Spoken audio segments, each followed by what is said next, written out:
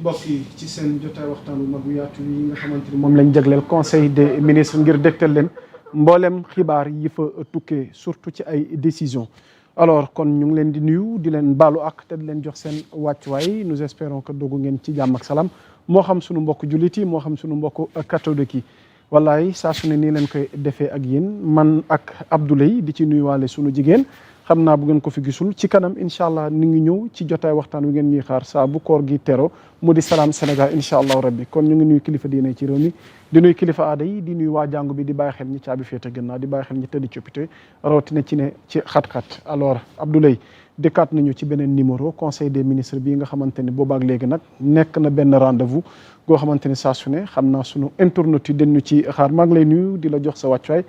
te di la baaluwaat ak encore une fois. yaa Moussa di la wax baal ma àq baal naa la àq ni nga ko waxee rek ci weeru sell yi nga xam ne moo di shahru Ramadan mubarak nga xam ci weeru sell weeru ngëneel la weeru tawfeex weeru yërmande ñu door ko boobaak léegi ci émission Salam Sénégal tey jii nag ñu am mbégte ni ñu ko defee rek ci chaque mercredi ñëw de fond en comble sur les informations concernant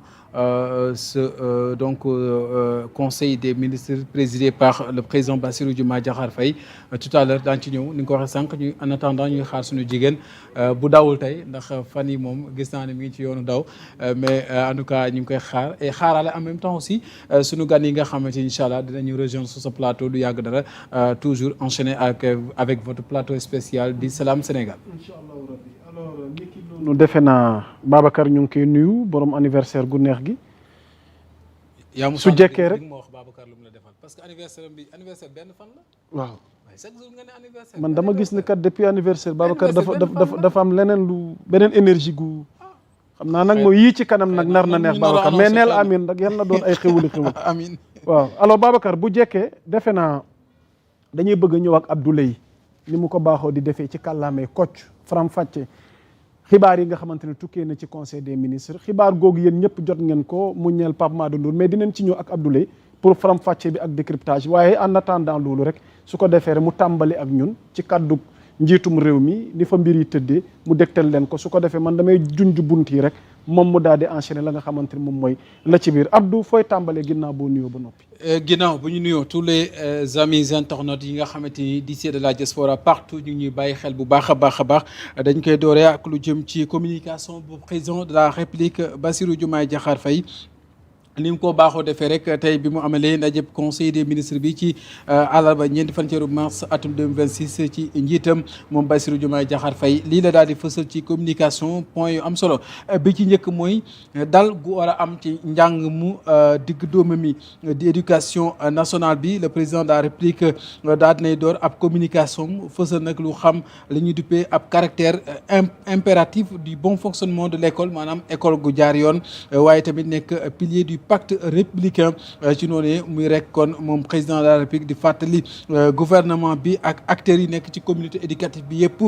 ci njariñu ko fexe ba renforcer gën a dooleel li ñuy wax la culture d'excellence ak du mérite waaye tamit bokk na ci li ñuy wax la crédibilité du système éducatif maanaam kóolu gi ñu war a gën a am jëmale ko suñu wàllum système éducatif bi waaye tamit muy sàkku rek ci gouvernement bi ak mboolem ñi ñuy wax les personnels enseignants ñu daal di rek kon asseoir li ñuy wax la stabilité du climat social afin donc d'assurer la continuité des activités pédagogiques et le bon déroulement des évaluations, examens et concours à travers un sursaut républicain et patriotique maanaam muy fàttali ak di ñaaxaat gouvernement bi ak mboolem ñi di personnel éducatif bi ñoom répp ñu daal di rek kon daal di fas yéene personnel enseignant bi daal di maanaam taxawal ak école gu dal goo xamante ni climat social bi dana ci am solo lool ba lépp lu jëm ci wàllum xew-xewu njàngin ñu wax activité pédagogique ak it njàngin mu jaar yoon lépp dara bañ a gàllu góosi waaye ñu def ko ci wàllum bëgg sa réew di wàllum patriotisme naka noonu dana ci am solo lool noonu la ko xamle njiitu réew mi rax ci dool di sàkku ci gouvernement bi mu veille ci li ñuy wax l'amélioration du cadre également de vie dans les établissements scolaires publics par l'accélération de la mise en œuvre du programme national de construction et de réhabilitation d'écoles, de lycées et collèges en intégrant des aménagements paysagers adaptés. Enfin, il instruit le ministre de l'Éducation nationale et le ministre de la Formation professionnelle et technique d'intensifier le rythme donc de révision des curricula pour les adapter davantage aux besoins de l'école nationale, de l'économie nationale et au renforcement de l'intégration du numérique dans les enseignements et apprentissages. maanaam mi ngi sàkk moom njiitu réew mi gouvernement bi mu veiller ci li ñu gën a ñoŋal ak yokk li nga xamante moo di kon école yi ba mu gën a mën a mucc ayib ci wàllum yeesalaat yenn taax yu màggat yi moo xam école moo xam lycée la ak mboolem yi nga xam ne daal mooy jumtuwaay yi ànd ak moom ba mu mën a am ak dal gu mucc ayib waaye muy sàkku ci ministre bi ñu dénk njàng mu digg doomu mi ba ci sax ministre bi ñu dénk wàllum njàng mu tàggatu gi di wàllum formation professionnelle ak technique ñu gën a maanaam yokk bu baax jéego yi ci li nga xam ne moo di jumtuwaay ñu war a mën a méngale ak suñu bëgg-bëggu koom-koom mu méngoog moom waaye tamit rax ci doole yokk li ñuy wax sóob ci wàllum xarala yu yees wàllum renforcement de l'intégration du numérique ci wàllum enseignement ak apprentissage maanaam njàng mi ak njàngantu mi ak lépp lu jëm ci tàggatu gi ñu dëxañ ca lépp lu jëm ci wàllum xarala yu yees voilà ponk bu njëkk bi nga xamante ni wadd na ci communication président Bassirou Diomaye Diakhar Faye jëmale ko ci stabilité du système éducatif national yaa Moussa. mu mel ni Abdoulaye ku wax weeru mars wax jigéen ñi. ndax defe naa weer wi seen weer la donte weer yëpp seen weer la waaye mois de mars dañu jagleel jigéen ñi ba tax na nguurug Sénégal am na dogal wala politique bi nga xamante ni nag jël na ko ngir gën a ñoŋal wala gën a taxaw wala gën a gunge taxawaay jigéen ci mim réew Abdoulaye. am na solo ni nga ko waxee yaa Moussa bokk na ci ba tey toujours rek ci président de la République ni nga ko waxee léegi ci ginnaaw communication boobule am na ci beneen bi ñuy wax politique d'amélioration de la condition de la femme jox jigéen cëram ci anamam gu ñoŋ gu mucc ayib njiitu réew mi Bassirou Diomaye Diakhar Faye nag daa day rafetlu li ñuy wax nag liggéey bi ñu amaloon ci ay bésub jigéen ñi maanaam semaine nationale de la femme muy lu am solo loo xamante fësal na ko mu ne nag ci contexte boo xamante kon ñu ngi doon màggal journée ñu ngi waaj a màggal journée internationale de la femme jëm nag ci li nga xamante moo di kon 8 mars bi lee rawatina nga xamante ni kon am na ay ponk lu ñuy wax droit des femmes ce 8 mars mu nekk kon 2026 thème bu am solo droit justice action pour toutes les femmes et les filles maanaam àq ak yelleef ci yoon waaye tamit lan soobu ak yéen jéego ngir jigéen ñëpp ak tamit ñii di njagamaar rek xale yu jigéen yi jànq ji loolee nekk lu am solo loo xamante ni war nañ ko cee jëmmal mu rafetlu jéego yi nga xamante ni gouvernement bu Sénégal jot nañ koo def ñoom ci taxawaay bu ni mel ci mboolem tamit ak partenaires yi nga xamante ni ànd nañ ko ak ñoom fexe ba yokk ñu ko jigéen ci condition féminine bile rawatina nag lu jëm ci en faveur des femmes résidents donc dans le monde rural maanaam ñi nga xamante ni ñoom ñu ngi yewoo ci dëkku kaw gi jigéen ñooñee nekk ay jàmbaar yi fàkk tëdd njiitu réew mi di souligner li ñuy wax l'importance boo xamante ni njëriñ gu mu jox dëgg-dëgg nag éducation jigéen ñi maanaam njàng gi ñu jàngal xale yu jigéen ñi waaye tamit fexe ba aar leen ci ñu mën a amuk toll li ñuy wax égalité des genres ak àq ak yelleef gi jëm ci ñoom di droit des femmes ci noonu muy rek xamle gouvernement bi njëriñu ko gën a rek bàyyi xel li nga xamante moo di ñaax gi ak xeex lu jëm ci li nga xamante moom moo di wàllum bedde di wàllum discrimination ak lu jëm ci wàllum fitnaal maanaam violence faite aux femmes ak xor ñooñol googalee moo xam jigéen ñi ak xale yu jigéen yi wala boog njegamaar rek jànq ji aux femmes et aux jeunes filles en tout cas muy nekk loo xamante jàpp na ne dana am solo tamit ci ñu gën koo bàyyi xel fexe ba tamit li nga xamante moom moo di kon politique publique yi ñu gën cee mën a gis seen bopp ñu gën leen ci impliqué soob leen ci instance de décision yi wala bokk dans la mise en œuvre des politiques publiques rawatina lu ñu wax à travers donc le déploiement des projets moo xam lu jëm ci ay projets yoo xamante ni da leen di soxal mën leen a gën a yokk doole moo xam ay programme de renforcement de l'autonomisation économique des femmes loolu di lu am solo njiiti réew mi di sàkku ca mujjantal ga ministre bi ñu dénk jigéen ñi ak njaboot gi mu daal di rek ak ndimbalante ga ci aju ak li ñuy wax solidarité di ndimbalante ga ñu daal di rek yokk jéego yi ci njëriñu ko gën a rek maanaam def ab li nga xamante moo di promotion économique gën a fexe ba jaay wàllum koom-koom gi waaye tamit fexe ba li nga xamante moo di aar gi ñu war a aar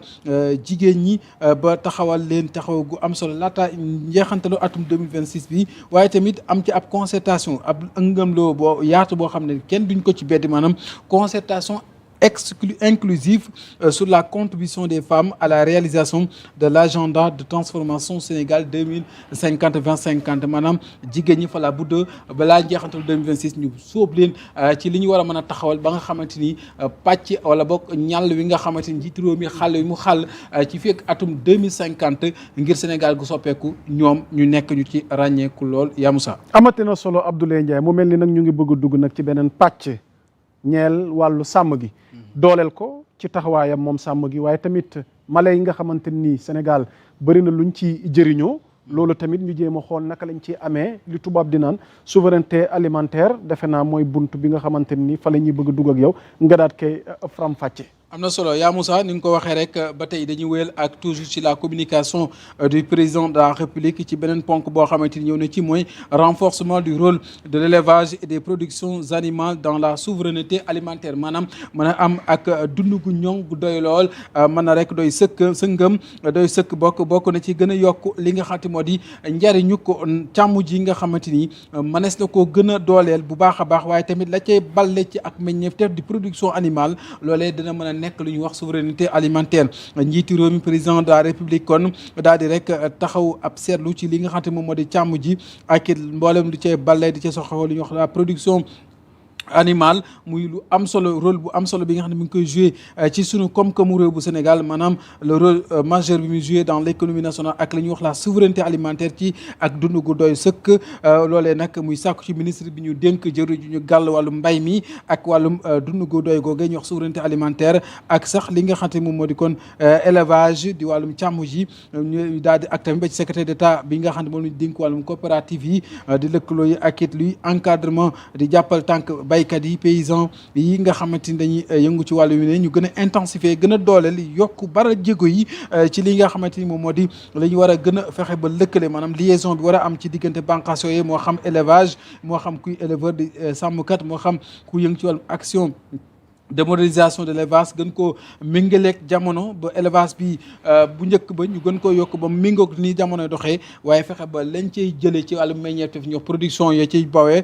animal boobee ñu mën koo gën a def mu mucc ayib njiitu réew mi di xamle ci gouvernement bi urgence maanaam li nga xamante ni lu mënul xaar la ñu gaaw ci taxaw bu baax a baax ci jéego yoo xamante ni war nañ ko gën a amal ci wàllum promotion de l'autosuffisance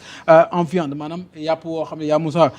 bëgg nga ko bëgg naa ko yàpp wu doy woo xamante ni war na say war a mën a am di ko jëfandikoo Sénégal mën a nekk loo xamante ni daal dana ci doylu lool bu baax a baax waaye tamit taxawal ay coopératives communautaires yoo xamante ne nii ak ay li nga xamante moom moo di kon fexe ba liggéey lëkkaloog ñi nga xam ne moo di les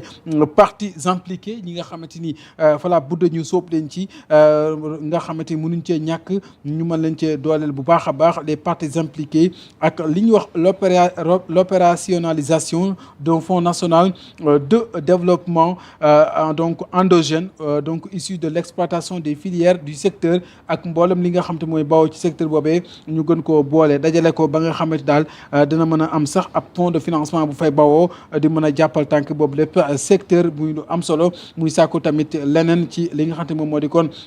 ñu def ko mooy gën a lëkkaloo di concertation gën a waxtaan ëngëmloo diisoo ngir ñu mën a yeesalaat bu baax a baax système boobee ci wàllum gestion des abattoirs maanaam fi ñuy maanaam lawetalee jur gi ñu wax maanaam fañ leen di raye waaye bokk lawetal mu gën a jekk waaye tamit fexe ba daral yi nga xam dafa la ñuy nekk tamit ba ci marché de bétail yi fañ leen di jaay yooyu yëpp ci jaba yi ba ci sax jumtuwaay yi nga xamante ni day am ca fañ leen di yare ñu wax lii di infrastructure pastorale loolu dana bokk ci li nga xamante ni maanaam buñ ci taxawee waxtaan dana fexe ba yeesal barab bi mu méngoog àdduna ni muy doxee jamono jile ci sax boobu le ponk njiitu réew mi maanaam dans ce siège le chef de l'État di invité di sàkku ci ministre bi ñuy dénk wàllu woowee di élevage ak li nga xam te ak kii di secrétaire d'État aux coopératives ñu def ab saytu maanaam évaluation ci li nga xam te moom moo di li ñuy wax application bu code pastoral bi maanaam amoon na ab code code pastoral bu fi nekk ndax application bi war nañ ko évaluer saytu ko bu baax a baax waaye tamit ñu gën a accentuer li ñuy wax la mise en œuvre du plan de transformation du ranch de Doli maanaam ñu fexe ba taxawal ab plan boo xamante ni daal dana mën a gën a indi ak soppare ñu ci ranch de Doli bi nga xamante ni ràññee nañ ko lool ci wàllum zone sylvopastorale bi waaye gën a renforcer yokk bu baax meññeef gi nga xamante ni dafay jugee nga xamante ni moom la ñuy wax les ressources du haras national de Kébémer foofee tamit ci la bokk muy sàkku tamit ñu gën a ñoŋal gën a yokk bu baax a baax li ñuy wax les écoles nationales développer les écoles nationales instruire également ak centre de formation et de recherche dans les domaines liés à l'élevage et aux productions d'impulser une stratégie avancée de lutte contre le vol de bétail et de préparer également la prochaine édition de la journée nationale de l'élevage maanaam mi ngi sàkku tamit leneen ñu gën a xoolaat bu baax a baax école yi nga xamante ni dañ fay jàngee di fa gëstoo lépp lu jëm ci wàllum élevage loolee tamit ñu am ci liggéey bu am solo buñ ci def waaye tamit bokk na ci li ñu war a taxaw tamit xeex sàccum jur gi nga xamante ni mi ngi mel ne tulleeg maale kenn mënutu yar sa jur ci sa kër ndax nag defkati njombe yi wala bokk ñi nga xam ne ay samba booy la yenn saa yi ñu yoxosu sàcc seen jur loolee tamit ñu taxawal ci ab liggéey bu am solo waaye tamit fexe ba waajal li ñuy wax lii di édition bi nga xamante ni maanaam ñu ngi koy dëgmal di la prochaine édition bi ñu jagleel bëccëg gi nga xam ne nii ci Sénégal gox yi fasantikoo yëpp dañuy am màggal gu ñu màggal wàllum càmm ji ni di journée nationale de l'élevage muy fàttali tamit ci njeexantalam maanaam li munul xaar li ñuy wax l'urgence de faire adopter dans les meilleurs délais le projet de loi d'orientation agro-sylvo-pastorale et halieutique maanaam ñu gaaw daar taxaw seetlu waajal bu baax a baax li nga xam te moo di ab projet de loi boo xam dafay jëm ci li ñuy wax orientation loi d'orientation jëmale ko ci zone agro-sylvo-pastorale ak halieutique maanaam li jugee ci càmm ji waaye tamit li jugee ci li nga xam te moom moo di kon biir li nga xam te moom moo di kon barabu yi nga xam dañ fay dalloo yenn meññeef tefi wala bokk yenn ñanaaw yi loolu lépp ñu am ci liggéey bu am solo boo xamante ni war nañ ko cee gën a jëmmal yaa Moussa amatina solo Abdoulaye waaye xam naa ni moom ñooñu di sàcc njur moom danoo fàtte ni loi bi criminaliser vol de bétail mi ngi fi mat naa moytu alors Abdoulaye on va parler à présent de sport mu mel ni réewum Sénégal rawatina Dakar mi ngi waajal événement bu mag ñu koy wax JOJ mu nekk Jeux olympiques de la jeunesse bu édition 2026 Dakar war ko amal waaye nag mu mel ni ci wàccaay événement googu am na suivi gu état bi continuer di amal lu jëm ci wàllu réception jumtuwaay yi nga xamante ni moom la ñuy faral di utiliser wala di ko jëfandikoo ci événement googu ñuy waaja defe naa ne am na loo xamante ni indi nañ ñi ci ay leeral ci conseil des ministres nga daat koy faram-fàcce noonu la amee yaa Moussa muy njiitu réew mi Bassirou Diomaye Diakhar Faye ci communication bi sax daanaka si loolu la tëjee ci ponk yi mu yëkkati ci conseil des ministres bi mooy xamle conseil bi ne fan yi lee ñu génn doon na amal ab wërngalu ab doxantu nimmeeku barab yi nga xamante ni fàkkal nañ ko po mu am solo mi nga xamante ni ñi ko jagleel ndaw yi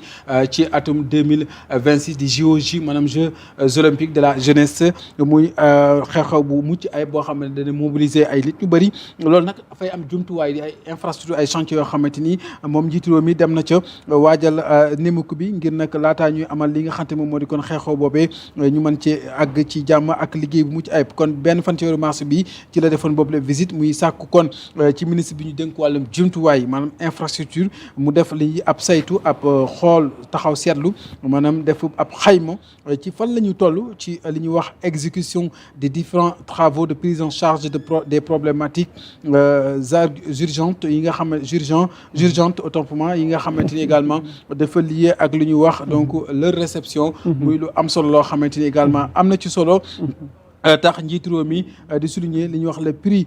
bu am solo bi nga xam te war nañ ko attaché également ci wàllum cadre de vie bi nga xamante ni moo jëm ci localité yi war a dalloo xew-xew yu ni mel notamment ñu gën a yokk bu baax a baax li nga xam te moom moo di maanaam wàllum réalisation voirie yi maanaam yoon yi ñu war a mën a jaar ak barab yi ñuy dalloo di hébergement yi ci commune bu Diamniadio Saly Portudal rawatina loolu bokk ci li nga xamante ni kon ci conseil des ministres bi président de la république yaa Moussa daan na ci ñëw bu baax a baax kon ci waajtaay JOJ 2026 yi nga xamante ni ñu ngi koy waajal bu baax a baax fii ci Sénégal war koo dalloo muy réew bi koy njëkk a dalloo ci Afrique yaa Moussa ok amati na solo mu mel ni nag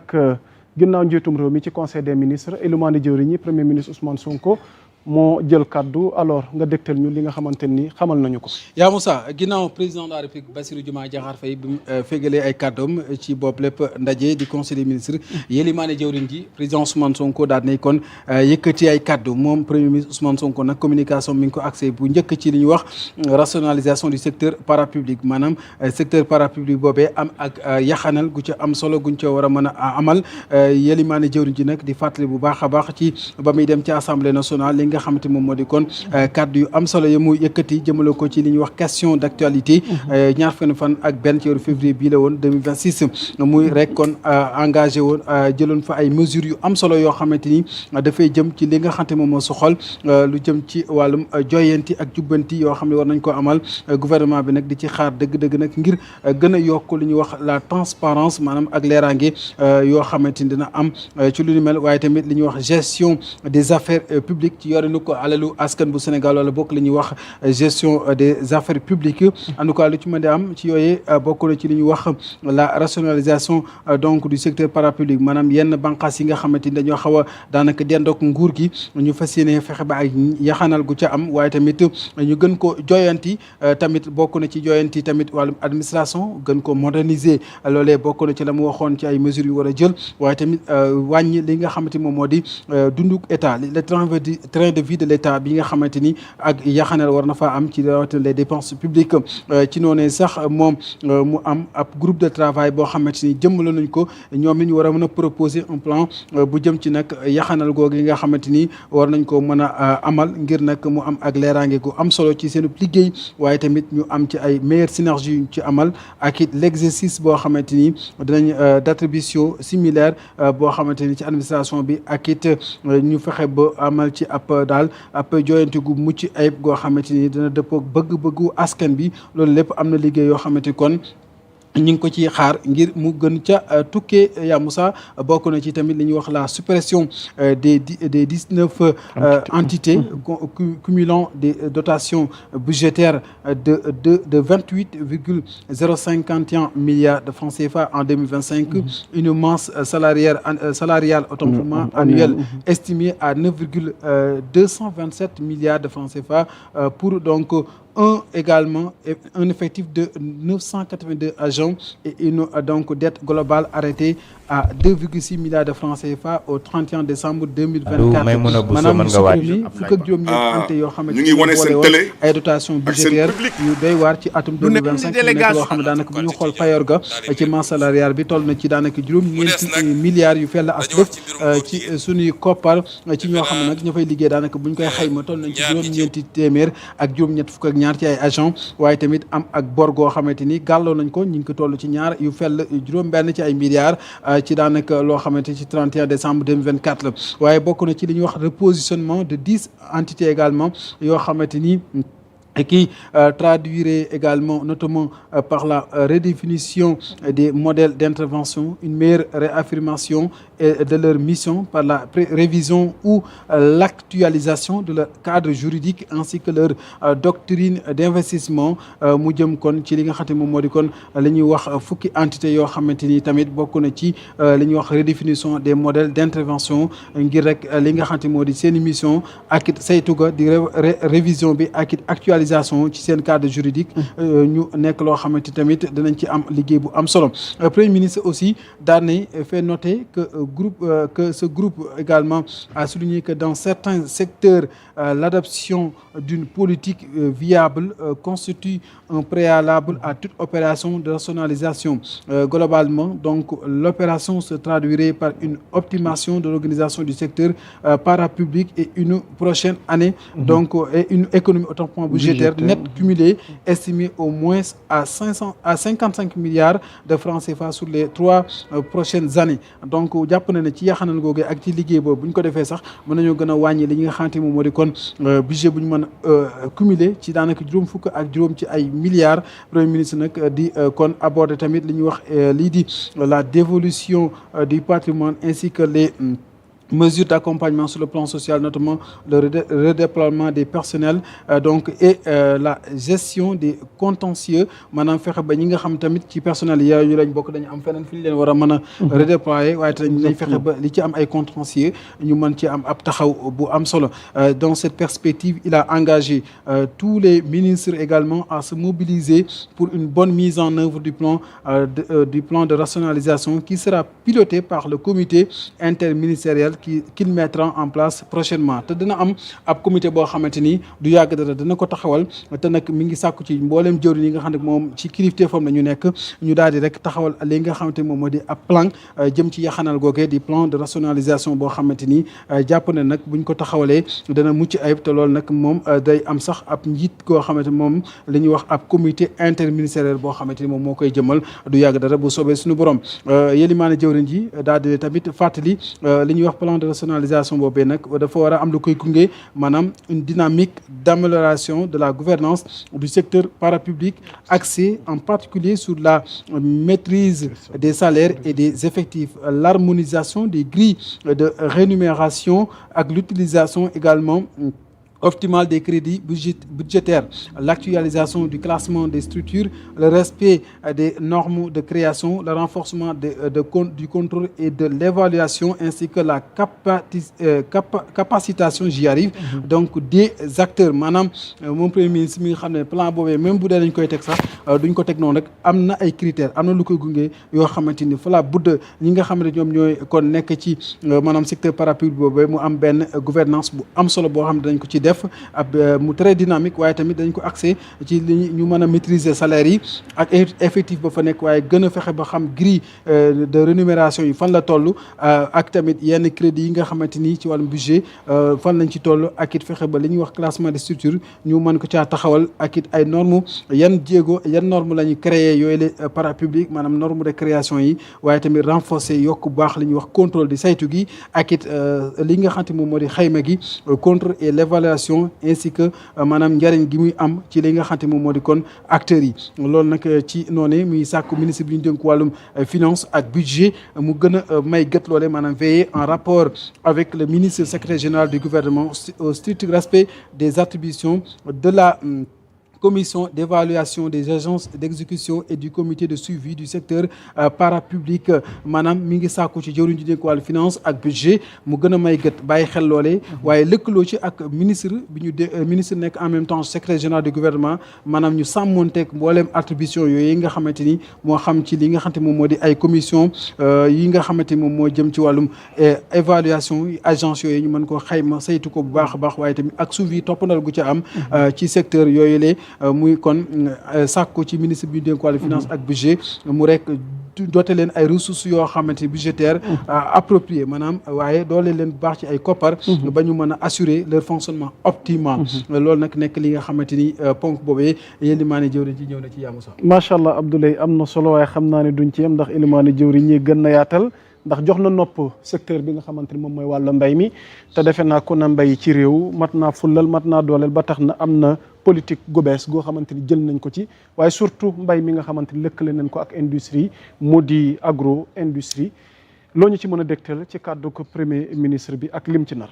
nar bokk na ci wàllum campagne de production agricole 2024-2025 bi ak 2025-2026 maanaam jaar na ci cadre d'un effort budgétaire renforcé dooleel nañ leen bu baax a baax ak ay subventions yu am solo toll ci daanaka li ñuy wax en perspective 120 milliards ak 130 milliards de francs CFA mu nekk kon campagne yoo xamante ni li ko marqué bokk na ci ay jéego ay innovation yu am solo ak yeesal di ay réformes majeures ci wàllum yorinuk intrants yi la gestion des intrants waaye tamit wàllum digitalisation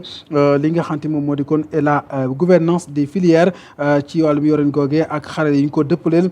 qu'il convient d'ajouter les conditions agroclimatiques favorables également ainsi que la production à enregistrer des résultats globalement satisfaisants avec des hausses donc significatives sur les principales spéculations malgré la persistance de certaines difficultés donte am na ay jafe-jafe waaye xayma na ni ci daal atum 2024 25 26 bi 24 25 25 26 jaar na ci anam gu mucc ayib am na ay xarle yu bees am na lépp li nga xam ne moo jëm ci yorin gu baax di yoonal ak gouvernance boobee donte nag jafe-jafe métti woon na ak jafe-jafe climat bi terewul wax dëgg yàlla am na ay jéego yees ci mën a dut baaraam yéen maa ne jëwriñ ji di xamle jeexantalu document boo xamante ni dana gën a rek maanaam dana dëppoo ak li ñuy wax la loi d'orientation agro-sylvo-pastorale bi nga xamante ne nekk référentiel ngir nag ak politique agricole gu yees peq dëppoo ak li nga xamante moo di agenda national de transformation Sénégal 2050 bi nga xamante ni lal nañ ko ngir Sénégal gu jëm kanam fii ak atum 2050 muy aborder également li nga xamante moo di note bi nga xamante note d'orientation sur les mesures ak réformes pour accélérer la transformation des systèmes agroalimentaires et donc initié par le ministère en charge de l'agriculture bi nga xamante ni am na ay initiative ay jéego ak ndorteel jëmale ko ci li nga xamante moom moo jëm ci wàllum kon soppar ñi sunu système agroalimentaire boobu ba mucc ayib muy sàkku ci ministre bi ñu dénk wàllu mbay mi ak loolee di dund gu doy ka ca aju di wàllum souveraineté alimentaire ak càmmoñ di élevage mu lëkkaloo ak jëwriñ ji ñu dénk wàllum lii di këru liggéeyukaay di industrie ak njënd maag njaay di commerce ñu daal di rek kon li nga xamante moom moo di kon moom ministre boobee rawati sax ak ministre de l'économie ak du plan ak de la coopération ba ci ministre des finances ak du budget ñi ñëpp la ñu engagé ak toutes les parties yi nga xamante ni les parties prenantes ñu daal di rek maanaam jëmmal ak jeexal li nga xamante moom moo di kon ab document bu am solo waaye tamit li nga xamante moom moo di fexe ba fii ak fanweer fan ci weeru avril 2026 ñu am taxawaay bu am solo boo xamante ni daañu ko jëmmal ci liggéey bu ni mel ci li nga xamante moom moo jëm ci wàllum mbirum mbay mu ñoŋ moo meek la cee balle bokk na ci kon la nouvelle politique bi nga xamante agricole ak agro industriel bi ñu axé sur la modernisation agricole maanaam bay mañ daan bay bu njëkk dañ koy yeesal jëmmale ko méngale ko doxalinu jamono waaye tamit suqali bu baax a baax réew mi ci wàllum développement durable ak maanaam suqali ko gu sax dàkk ak la souveraineté alimentaire maanaam mën a am lu ñuy dundee ci anam gu doy lool loolee bokk na ci ponk yi nga xamante ni bokk na ci wàllum sécurisation de la souveraineté alimentaire par la réception des pertes post-agricoles sur les filières oignons ak pomme de terre maanaam ci pomme de terre bi ak soble si tamit premier ministre jël nañ ci ay matuwaay yu mucc ayib yoo xamante ni bëgg nañ ci am liggéey bu am solo ndax mi ngi attirer l'attention du gouvernement sur les pertes post-récolte ak les difficultés de commercialisation des produits agricoles liées au manque d'infrastructures également adaptées maanaam mi ngi rek attirer bàyyiloo xel gouvernement bi ci yenn yàq yëpp dañ koy am ginnaaw yenn mbay bu jàllee ba noppi lu mel ne ci wàllum soble soosu ak pomme de terre gi rawatina nag li nga xamante moo di li koy gën a sooke nag mooy ñàkk barab yu ñu leen di dalloo maanaam ay infrastructures adaptées yoo xam dina mën a contenir lu ni mel muy exprimer maanaam di fësal ab regret donc ak daal naqarlu lu ni mel ci loolee ñu perte lool ci wàllum perte post électorale autant point récolte pour laa bëgg a wax élevé yi nga xamante ni ki officie également entre 30 ak 40% maanaam téeméer boo jël fanweeri ak ñeent fukk ci téeméer boo jël ci li ñuy perte muy kon exposer les faiblesses de l'écosystème post-récolte et a instruit le ministre également en charge du commerce donc en relation avec les ministres en charge de l'agriculture, des collectivités territoriales également des finances et de l'économie de lui soumettre dans les meilleurs délais une stratégie d'absorption des besoins de stockage à travers les huit pôles territoires maanaam mi ngi sàkkoon ci jëwriñ yooyu ma lim sànq moo xam ministre bi ñu dénk wàllum mbay mi ak gox-goxaat yi ak it ki ñu dénk wàllum koom-koom bi ak finance ñu daal koy jëmmalal ci daal ab diir bu yàggul dara ab pexe moo xamante ni dañ fexe ba daal loolee ñu mën ko gàgganti bu baax a baax yaa Moussa waaye rax ci dolli jël nañ ay dogal ay mesures préventives de protection macroéconomique énergétique également et logistique sociale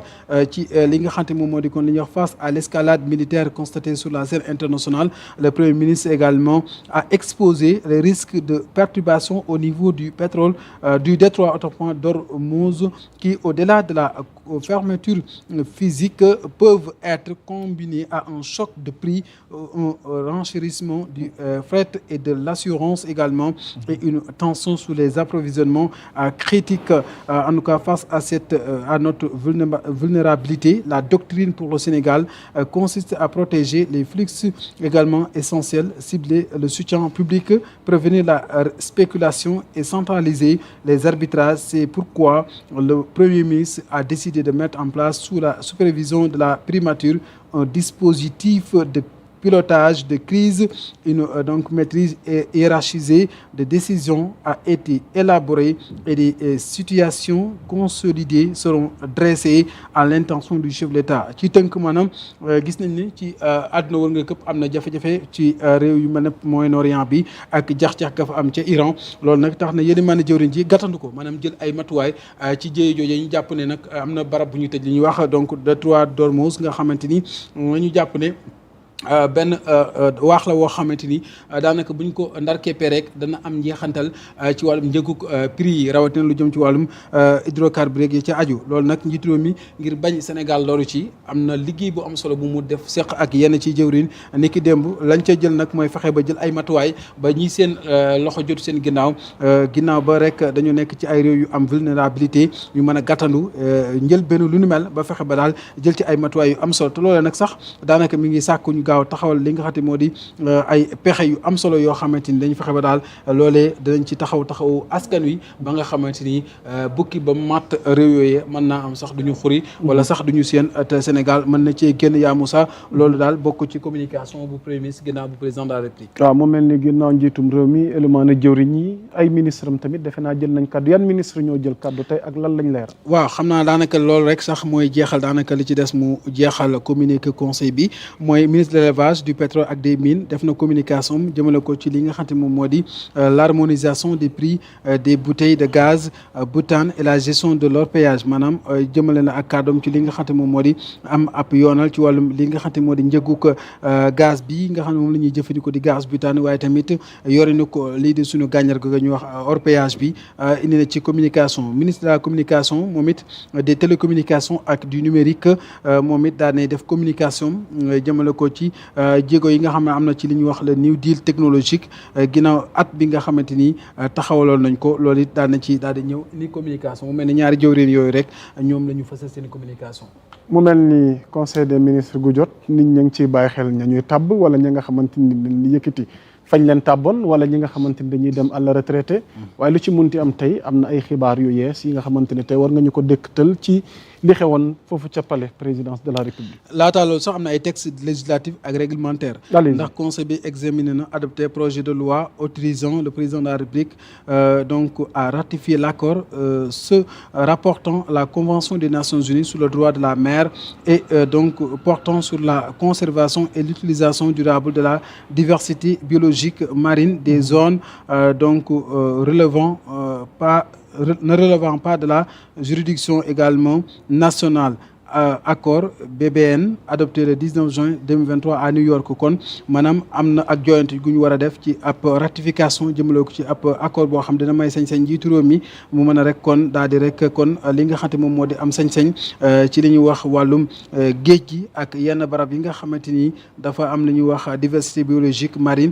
ci zone yoo xam daanaka bu ñu xool ci wàllum ay jamono li ñuy wax relevé wutoon ci juridiction nationale bi loolu nag kon dina ci am sañ-sañ bu ñu ko rectifié muy ñu adopté woon ko nag sax 19 juin 2023 ca New York la mbir moom xewe woon mu mel ne am na ay dogal yoo xamante ginnaaw loolee jël nañ ko ci ay mesures individuelles président de la République nag ginnaaw dogal yi bokk na ci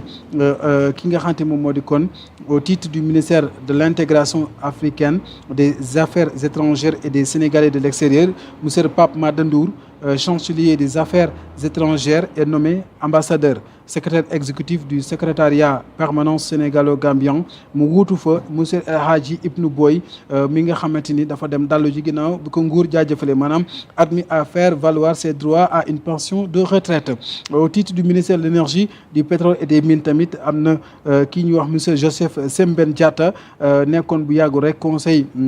njiitalu conseil d'administration de la société des pétroles du Sénégal di Petrosen Holding nommé nañ ko njiitalu conseil d'administration du réseau gazier du Sénégal SA muy donc RGS SA mu wuutu fa monsieur Alexandre Ngom waaye monsieur Tidjani Niass ingénieur pétrolier tabb nañ ko mu nekk njiitalu conseil d'administration bu société des pétroles du Sénégal Petrosen Holding mu wuutu fa Joseph Sembène Diatta ci titre ministère de l'emploi et de la formation professionnelle et technique monsieur Emmanuel Diédhiou administrateur civil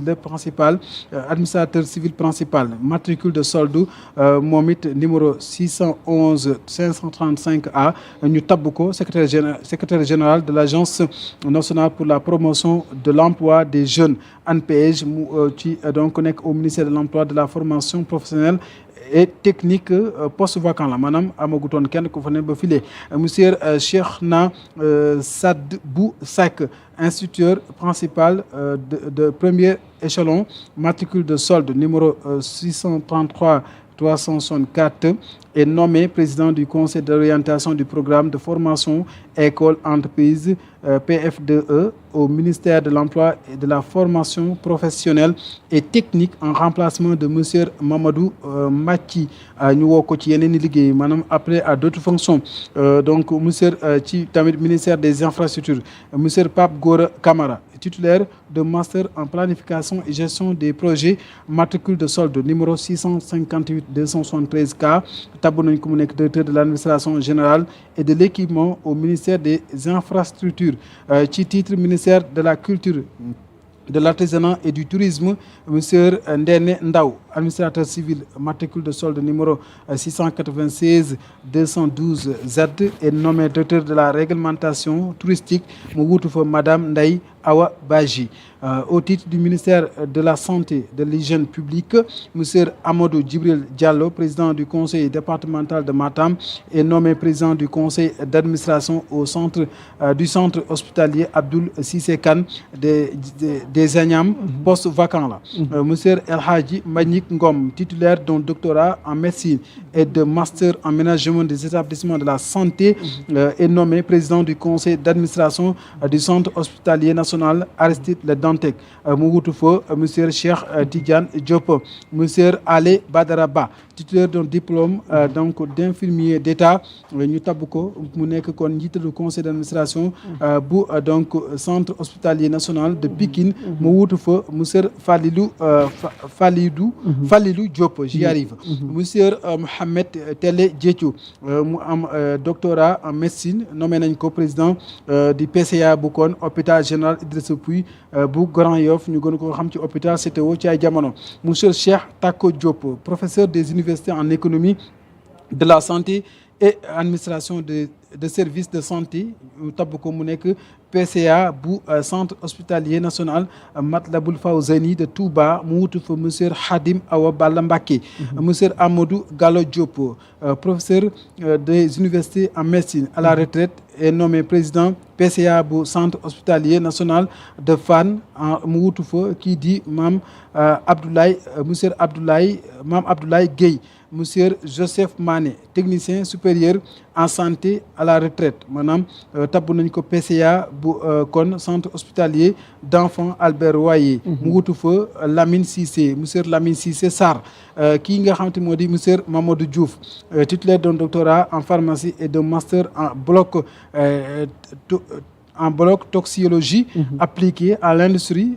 à l'environnement et à la santé est nommé PCA bu centre hospitalier national d'enfants de Diamniadio mu wutu fa monsieur Madické Ndaw monsieur Daoud monsieur Boundia Djiba professeur des universités en médecine est nommé PCA bu centre hospitalier national Dalal Jamm mu wutu fa monsieur Mamadou Ndiaye monsieur Al Gaye Ngom titulaire d'un doctorat en médecine et d'un master en santé publique est nommé président du conseil d'administration du centre hospitalier national Cheikh Ahmadoul Khadim de Touba poste vacant la maanaam ba file kenn nekk gu fa woon monsieur Arona Diop technicien supérieur en santé est nommé président PCA bu centre national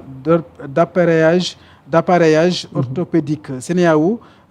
mu wutu fa monsieur Pape Moussé Touré monsieur Mamadou Bey professeur des universités en médecine est nommé président PCA bu li nga xamante moom moo di service d'assistance médicale d'urgence SAMU mu wutu fa ki nga xamante moom moo di kon Jean-François Diène monsieur Jean-François Diène monsieur Serigne Abdoul Ba professeur des universités en médecine à la retraite, est nommé PCA pour Centre hospitalier national Seydi El Hadji Malick Sy de Tivaouane. Marie-Rose Khady Fatou Faye, secrétaire d'État auprès du Premier ministre, chargé des relations avec les institutions, porte-parole du gouvernement, moo signé kon bi les communiqué ñu daal di koy publier tout à l'heure. amati na solo Abdoulaye xam naa dañuy bëgg a yëkkati jotaay waxtaan ngir waajal li nga xamante ni démb ak léegi yeneen koy xaar ginnaaw bi ñu leen ko annoncé di leen wax ni